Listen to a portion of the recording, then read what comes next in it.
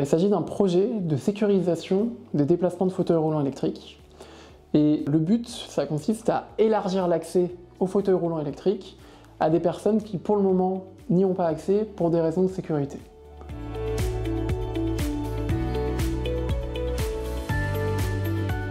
Ça concerne les personnes qui ont besoin d'un fauteuil roulant électrique pour se déplacer, mais dont leur emploi est considéré comme trop dangereux pour pouvoir le faire.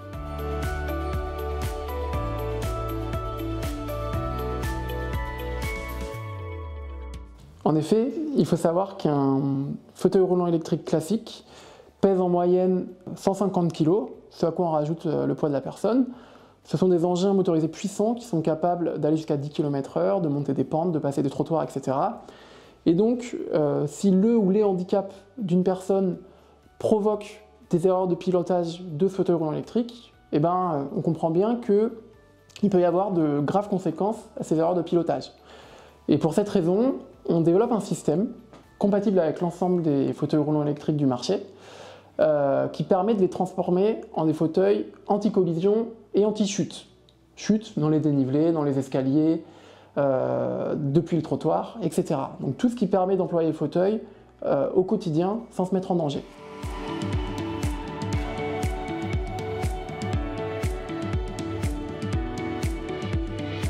Dans les deux fonctions, qu'elles soient anti-collision ou anti-chute dans les dénivelés, il y a la même philosophie qui va être recherchée, à savoir un utilisateur qui est le plus libre possible, qui va le plus être dans le choix des directions et de la vitesse qu'il va pouvoir donner au fauteuil. Simplement, le système, lui, va limiter la vitesse dans la direction de l'obstacle. Dans le cas de l'anti-collision, en fait, cette vitesse elle va être proportionnellement réduite en fonction de la distance de l'obstacle. Plus l'utilisateur va se rapprocher de l'obstacle, et plus la vitesse va être réduite. Et ça, jusqu'à atteindre une vitesse minimale non nulle, à laquelle les collisions ne sont pas dangereuses, ne provoquent pas de dommages, que ce soit à l'utilisateur ou au matériel qui l'entoure.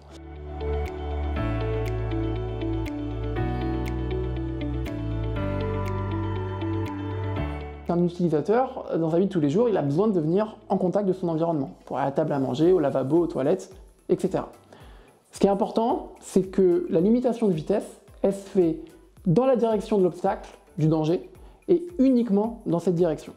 C'est-à-dire que s'il va vers un mur, le fauteuil va être ralenti, mais si l'espace est dégagé sur sa gauche, en allant à gauche, le fauteuil ira à sa pleine vitesse.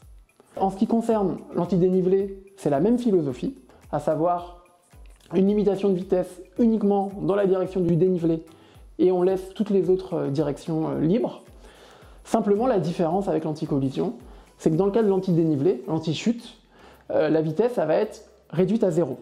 Ici, pas question de garder une vitesse minimale non nulle, parce que on comprend bien que même si on va dans un escalier à faible vitesse, on y va quand même. Donc là, le fauteuil, il s'arrête complètement devant le trottoir ou devant l'escalier, et les seules directions qui sont autorisées, ça va être les directions qui l'éloignent du trottoir ou de l'escalier.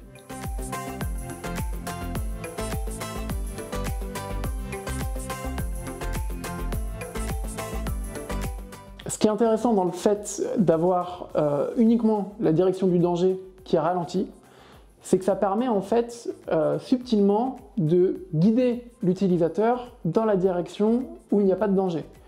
Nous, on peut travailler avec des personnes qui ont soit des problématiques au niveau de la commande motrice et donc qui ne vont pas réussir à précisément viser l'ouverture d'une porte par exemple, ou avec des personnes qui ont des problèmes de malvoyance et qui vont simplement pas visualiser l'ouverture d'une porte. En fait, naturellement, avec le ressenti des ralentissements, les utilisateurs vont se retrouver un petit peu guidés dans l'ouverture de la porte et pouvoir effectuer ces passages qui sont souvent les passages qui sont les plus compliqués pour les personnes atteintes de pathologies assez lourdes.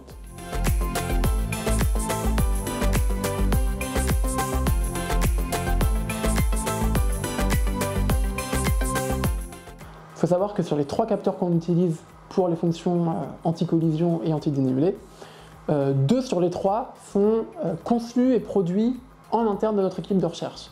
Donc, ce sont des capteurs qu'on ne peut pas retrouver dans le commerce et qui sont vraiment fabriqués sur mesure pour notre application. Et donc c'est vrai qu'ici on a la chance d'avoir des forts moyens de prototypage. Ça passe vraiment de la conception de la carte électronique jusqu'à son soudage, sa programmation, jusqu'à son intégration mécanique avec la conception de pièces 3D sur le fauteuil directement.